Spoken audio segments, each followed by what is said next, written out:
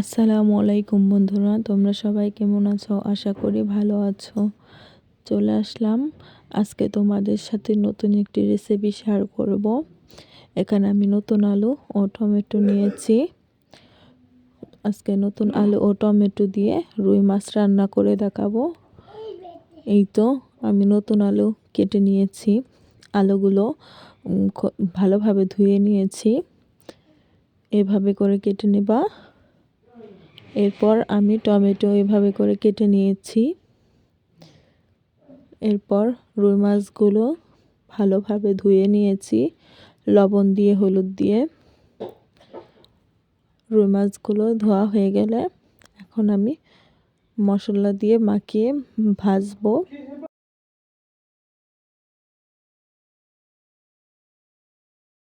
মাছগুলো অনেক তরতাজা ছিল, মাছগুলো অনেক ফ্রেশও ছিল বন্ধুরা।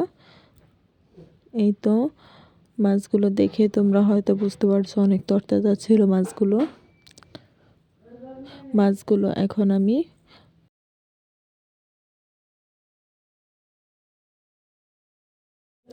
বন্ধুরা মাছে এখন আমি লবণ দিব, হলুদের গুঁড়া দিব, মরিচের গুঁড়া দিব। এরপর হাত দিয়ে ভালোভাবে মাছগুলো মাখিয়ে নেব। এরকম করে ম্যারিনেট করে 10 মিনিটের পর রেখে দিব। 10 মিনিটের মতো রেখে দিব যাতে মাছগুলো ভাজলে অনেক সুন্দর হয় বন্ধুরা। এই তো আমি 10 মিনিট রেখে দেওয়ার পরে ফাইনাল লুক এরকম হয়েছে। যাই হোক, চুলায় একটা কড়াই দিয়ে দিলাম। কড়াইতে সরিষার তেল দিয়ে দিলাম। তেলটা গরম হয়ে গেলে মাছগুলো দিয়ে দিব। এখন তেলটা গরম হয়ে গেছে, এখন মাছগুলো দিয়ে দিব। আস্তে আস্তে সবগুলো মাছ আমি এভাবে করে ভেজে নেব বন্ধুরা। মাছগুলো এক পিঠ ভাজা হয়ে গেছে, এখন উল্টে দিব মাছগুলো। এই তো মাছগুলো আমি উল্টে দিতেছি। মাছগুলো সুন্দরভাবে ভেজে নিব।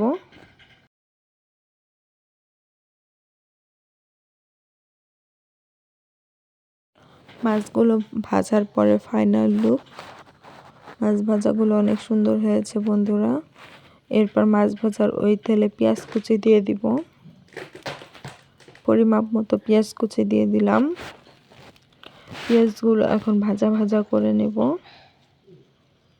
এই তো পেঁয়াজগুলো ভাজা ভাজা প্রায় হয়ে গেছে বন্ধুরা। আমার ভিডিওটি ভালো লাগলে লাইক, কমেন্ট, শেয়ার করে পাশে থেকো বন্ধুরা।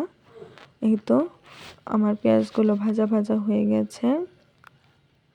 এরপর আলু দিয়ে দিব। আলুগুলো দিয়ে দিলাম। আলুগুলো ভালোভাবে মিক্সড করে তেলের সাথে মিক্সড করে নেব।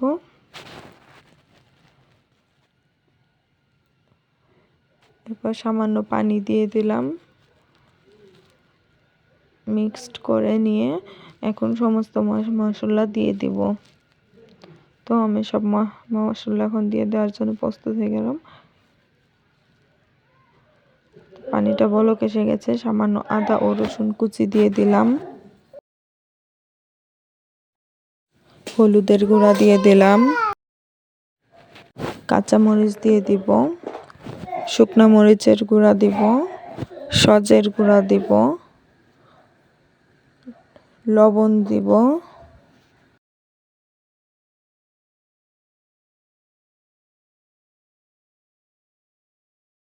এখন সব মশলাগুলো ভালোভাবে কষিয়ে নিব।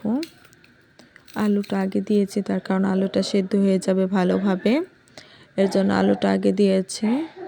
তো সব মশলাগুলো আমি কষিয়ে নিচ্ছি, সাথে আলুটাও কষিয়ে নেওয়া হচ্ছে। এরপর মশলা কষানো হয়ে গেলে সামান্য পানি দিব। এখন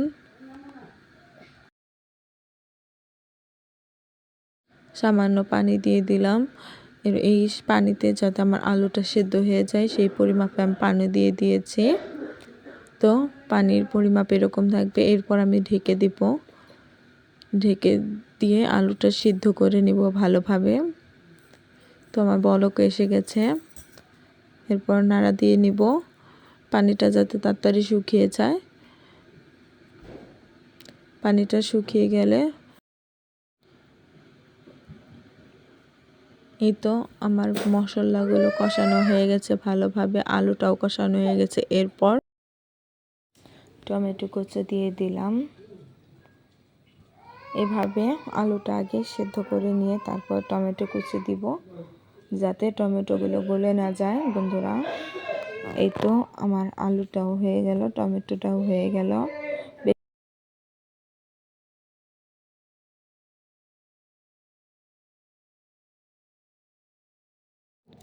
এই তো টমেটো ও আলু ভালোভাবে কষানো হয়ে গেছে আমার। এখন আমি ঝোলের পানিটা দিয়ে দিব। এই তো ঝোলের পানিটা আমি দিয়ে দিচ্ছি। পরিমাপ মতো পানি দিয়ে দিলাম। এখন মিক্সড করে নেব। বলক আসতেছে, ফুলভাবে বলক এসে গেছে বন্ধুরা। দেখো কত সুন্দর হয়েছে, কালারটা অনেক সুন্দর হয়েছে মাশাআল্লাহ কালারটা। এত টমেটোটাও আমার বেশিরভাগ আস্তই রয়েছে, গলে নাই। বেশি টমেটো গলে গেলে তরকারির টেস্টটা টক টক লাগে আমার কাছে, এর জন্য আমি টমেটো পরে দিই বন্ধুরা। এখন মাছগুলো আমি দিয়ে দিব। তো মাছগুলো আমি দিয়ে দিলাম ভালোভাবে। মাছগুলো এখন মিশিয়ে নিব ঝোলের সাথে ও টমেটো আলুর সাথে। বন্ধুরা এভাবে রান্না করে তোমরা খেয়ে দেখো, অনেক টেস্ট লাগে তরকারিটা।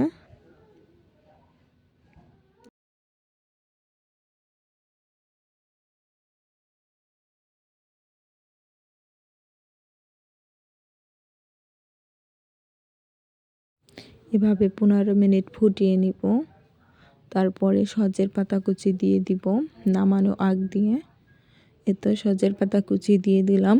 সজের পাতা কুচি দিয়ে আমি নামিয়ে নেব তরকারিটা।